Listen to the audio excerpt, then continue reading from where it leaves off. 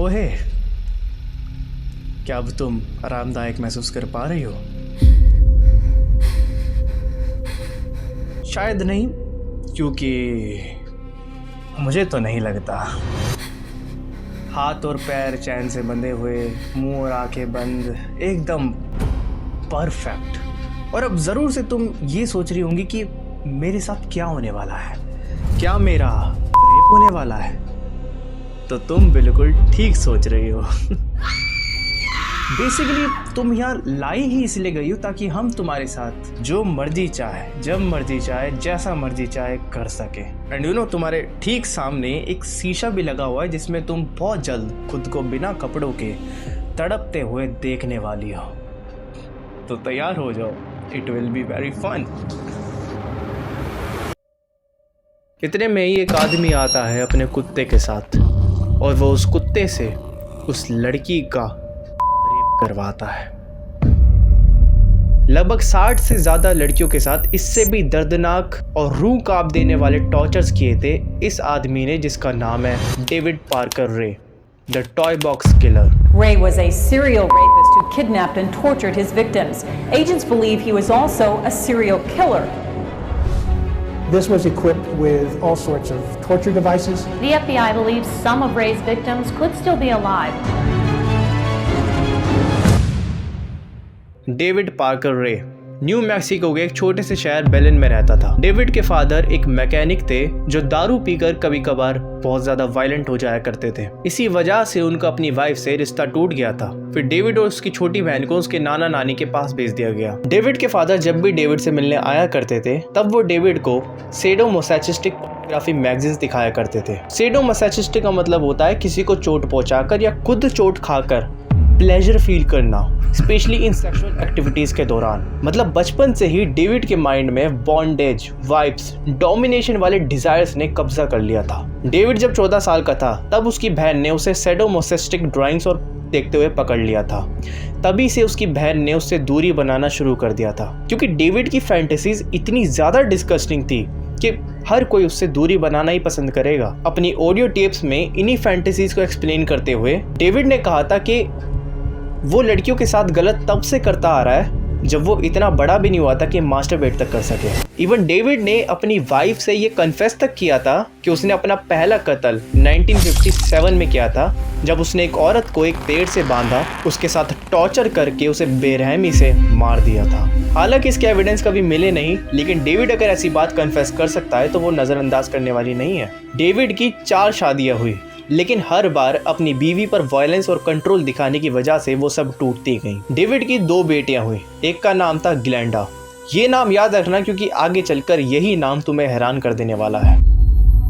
फिर 1990s में David Parker रे की जिंदगी का सबसे डार्केस्ट फेज शुरू हुआ, जब वो मिला सिंडी ली हैंडी से, एक 37 ईयर ओल्ड वुमेन जो ड्रग्स के केस में फरार थी। दोनों को ही वायलेंट सेक्सुअल फैंटेसीज में मजा आता था, इसलिए दोनों ने मिलकर डिसाइड किया कि वो एक टॉर्चर चेम्बर बनाएंगे, जिसे बनाने में उन दोनों ने लगभग $1 लाख से भी ज्यादा खर्च किए थे। और इन्होंने बना डाला एक 22 फीट लंबा कार्गो ट्रेलर, जिसे डेविड ने नाम दिया टॉय बॉक्स। टॉय बॉक्स एक ऐसा नाइटमेयर था जो कि अंदर से बिल्कुल साउंड प्रूफ था और उसमें से कोई एस्केप भी नहीं कर सकता था। मतलब एक बार अगर तुम अंदर चले गए तो बिना चाबी के बाहर नहीं आ सकते। इसके अंदर ऐसी ऐसी चीजें रखी गई थी कि इंसान की सुनने से ही रूह कांप उठे।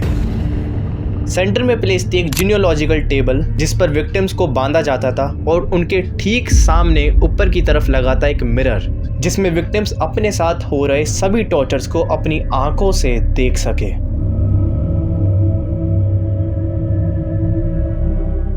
Pulleys, chains, straps, leg spreaders, wipes, surgical blades, saws, homemade electrical generator, जिससे विक्टिम्स को शॉक दिया जाता था। अलग अलग साइज के एडल्ट टॉयज, कुछ बहुत बड़े, सिरिंजेस, मेडिकल टूल्स। वॉल्स पे डिटेल्ड डायग्राम्स होते थे जो exact positions for maximum pain और ह्यूमिलेशन को शो करते थे। वुडन डिवाइसेस थे जिसमें औरतों को बैंड करके उनका एनिमल से करवाया करते थे। डेविड अक्सर अपने डॉग से उनका करवाया करता था। ये टॉय बॉक्स एलिफेंट बुट्टे लेक के पास उसके घर के पीछे पार्क था। देखने से किसी को भनक भी नहीं हो सकती है कि इसके अंदर आखिर चलता क्या था। डेविड और एंडी साल में लगभग 4-5 औरतों को अपना शिकार बनाया करते थे। विक्टिम्स मोस्टली हिचकर्स, टीनेजर्स, यंग लड़कियां, रनअवेज, प्रोस्टिट्यूट्स, बार गर्ल्स हुआ करती थी। कुछ लेस्बियंस भी होती थी ताकि डिजीज होने का जो रिस्क है उनको कम रहे। वो इसलिए क्योंकि डेविड को प्रोटेक्शन यूज करना पसंद नहीं था। विक्टिम्स को किडनैप करने के बाद उनमें ड्रग्स इंजेक्ट किए जाते थे, सोडियम थायोपेंथल और फेनोबार्बिटल, ताकि वो अमनेशिया की स्टेट में चले जाए, जिससे विक्टिम्स वीक और कंफ्यूज हो जाते थे कि उनके साथ आखिर हो क्या रहा है। फिर हर नई विक्टिम जब भी होश में आती वो खुद को बिना कपड़ों के पाती। तब डेविड अपना ओरिएंटेशन टेप प्ले करता और उनमें वो विक्टिम्स के साथ क्या क्या होने वाला है वो सब उनको बताता।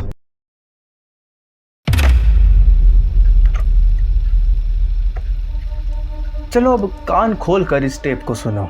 तुम्हारी सिचुएशन के हिसाब से अब मैं डिटेल में तुम्हें बताने वाला हूँ कि तुम यहाँ पर किडनैप करके क्यों लाई गई हो, तुम्हारे साथ क्या होने वाला है और तुम कब छोड़ दी जाओगे। हमारा प्राइमरी इंटरेस्ट सिर्फ उसी में है जो तुम्हारे 2 पैरों के बीच में है, जिसके साथ हम जो मर्जी चाहे, जैसा मर्जी चाहे, जब मर्जी चाहे कर सके। एंड आई नो तुम्हें ये सब बिल्कुल अच्छा नहीं लगेगा, बट इससे मुझे घंटा फर्क नहीं पड़ता। अगर आराम से हमारे कहने पर चलोगी तो जिंदा रहोगी और शायद छोड़ भी दी जाओ अगर हमारा मन हुआ तो, लेकिन अमनेशिया के साथ, ताकि जो कुछ भी तुम्हारे साथ हुआ है वो तुम्हें याद ही ना रहे। लेकिन अगर ज़रा सी भी चिक चिक करी तो टॉर्चर बढ़ता जाएगा। ये टेप्स विक्टिम्स के दिमाग और उनकी हिम्मत को तोड़ने के लिए थी। डेविड अपने विक्टिम्स को 2-3 महीनों तक टॉर्चर करता था, फिर उन्हें रिलीज कर दिया करता था, उनमें वापस वही ड्रग्स इंजेक्ट करके, ताकि उनके साथ जो कुछ भी हुआ उन्हें याद ही ना रहे। लेकिन इन सब में सिर्फ डेविड और हैंडी ही नहीं, बल्कि एक और शख्स शामिल था जिसका नाम था ग्लेंडा, डेविड की खुद की बेटी। इवन ग्लेंडा ने 1996 में अपनी ही खुद की दोस्त गैरेट को बार में बुलाकर उसको ड्रग करके किडनैपिंग में मदद की थी। लेकिन फिर 2 दिन टॉर्चर करने के बाद गैरेट को उसके घर वापस छोड़ दिया गया था। डेविड सालों से अपनी हैवानियत को अंजाम देता गया, कई मासूम लड़कियों के ऊपर। वो अपने काम को ऐसे अंजाम देता था कि किसी को भनक तक ना हुए कि इस दुनिया में ऐसा कुछ हो रहा है। लेकिन फिर एक दिन ऐसा आया जब एक टॉय बॉक्स की ब्रेव विक्टिम ने सब कुछ बदल कर रख दिया, जिसका नाम था सिंथिया विजिल।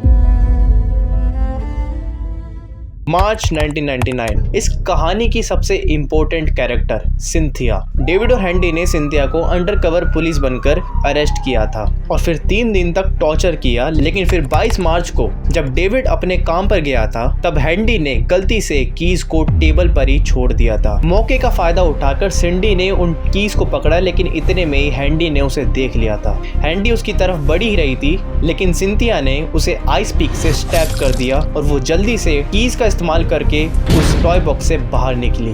भागते भागते वो रोड पे जा पहुंची और कार्स को रोका और 911 पर कॉल करके वो फाइनली टॉय बॉक्स किलर की पहली और आखिरी विक्टिम बनी, उसको एस्केप करने वाली। पुलिस ने डेविड और हैंडी को अरेस्ट किया। इन्वेस्टिगेशन में सारे एविडेंस मिले। कुछ डेविड की लिखी हुई डायरीज भी मिली जिसमें उसने क्लेम किया था कि लगभग 60 से 40 लड़कियों को उसने अपना शिकार बनाया अपनी पूरी जिंदगी में। डेविड की बेटी और सभी लोग जिसने डेविड का साथ दिया था, उन सभी ने मिलकर ये कन्फेस किया कि वो कुछ विक्टिम्स की बॉडीज को काट करके उनमें सीमेंट भर के एलिफेंट बुट्टे लेक में फेंक दिया करते थे। हालांकि पुलिस के सर्च करने के बाद उधर कुछ नहीं मिला और जब ये न्यूज़ टीवी में आई, ग्लेंडा की दोस्त गैरेट को सब कुछ याद आ गया कि उसके साथ क्या क्या हुआ था। सोचो उसके साथ क्या बीती होगी ये सब जान करके कि वो एक टॉय बॉक्स किलर की विक्टिम है। सिंथिया विजिल ने सभी विक्टिम्स की हेल्प करने के लिए एक ऑर्गेनाइजेशन शुरू करी। आज भी लोग ये सोचते हैं कि न जाने कितनी और विक्टिम्स रही होगी टॉय बॉक्स किलर की जिनके साथ ये सब हैवानियत हुई, लेकिन उनकी बॉडीज एंड आइडेंटिटीज आज भी एक रहस्य बनकर रह गई है।